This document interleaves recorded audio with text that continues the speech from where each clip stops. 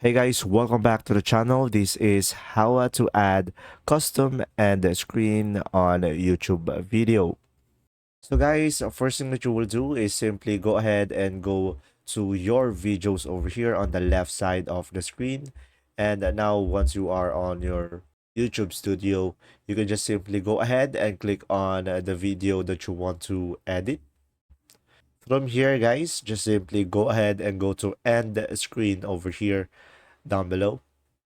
And from here, you will have presets on how it will look. So this will be depending on you. So let's say I'm gonna go for this one.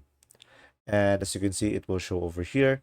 And from here, you can adjust the time when it will pop up. So it will be depending on you as well.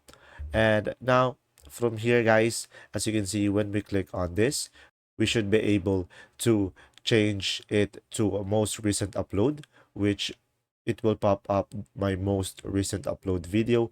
I can go for best for viewer where YouTube will select what it will show up, or you can go for choose a specific video where you can select one of your videos. And after that, you should be able to click on save and you'll be able to add it.